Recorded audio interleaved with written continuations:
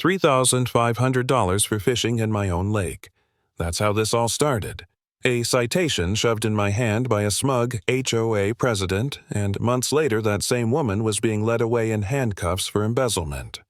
All because she thought she could crush me with a fine and no one would ever push back.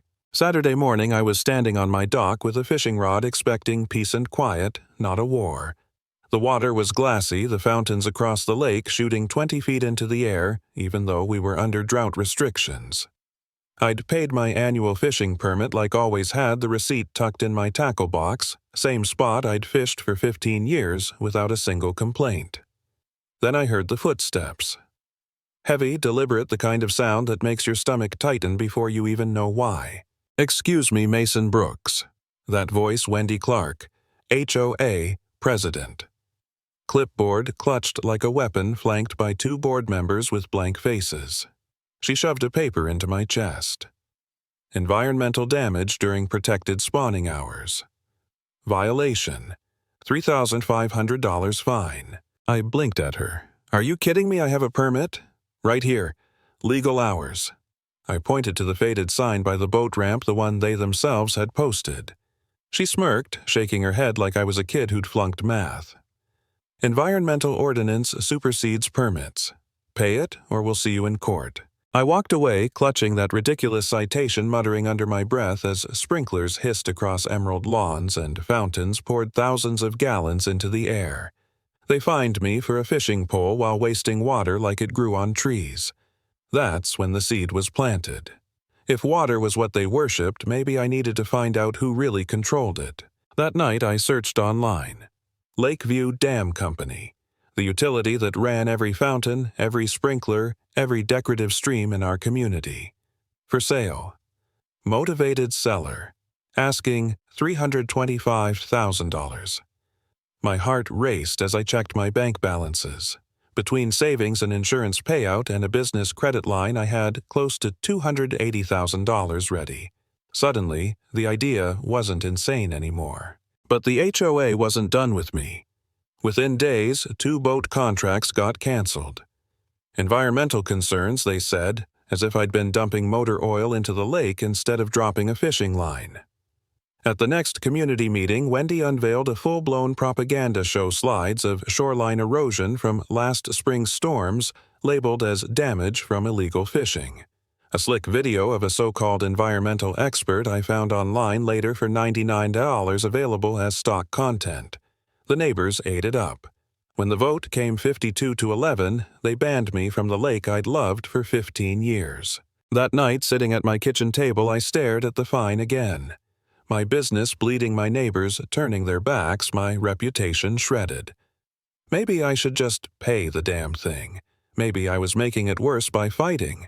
For the first time, I actually wondered if I was the problem. And I hated that feeling, doubting myself because of her lies. Then came Grant Moore, the owner of the dam company, 60-something, worn down by years of harassment from Wendy.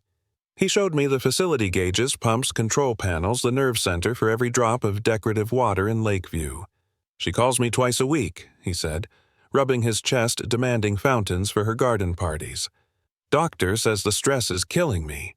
He glanced at the citation I pulled from my pocket. His eyes widened. $3,500.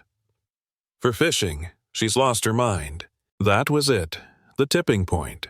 If Wendy wanted a fight, I'd give her one on ground she couldn't control. Laura, my wife and bookkeeper, went through the financials with me line by line. The numbers were solid. We signed the purchase agreement, put down $25,000, and I told Grant I'd take it off his hands. For the first time since that Saturday morning, I felt like I had a weapon. The HOA panicked when word leaked out. I got letters, threats, emergency meeting summons. Wendy stormed into the county office demanding they block the transfer. But the county didn't care about her theatrics. I was qualified, the operation was clean, and within 60 days, I was the legal owner of Lakeview Dam Company. The morning after I got the keys, I stood in that control room surrounded by switches and dials. Every fountain, every sprinkler, every stream they used to lord over us, all of it now answered to me. I pinned the $3,500 citation to the bulletin board as a reminder. And then I planned my move. I filed the mandatory notice scheduled maintenance inspection water features temporarily offline. Drinking supply unaffected. Legal, professional, airtight.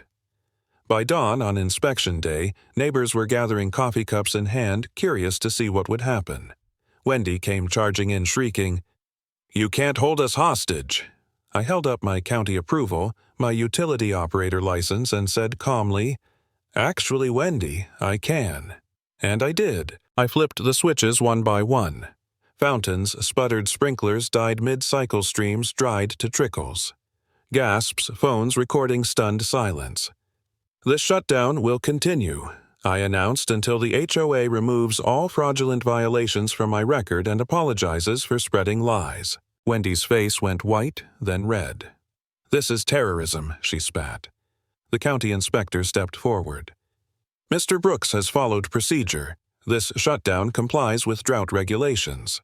He looked at her directly. "The HOA is a customer, not the owner."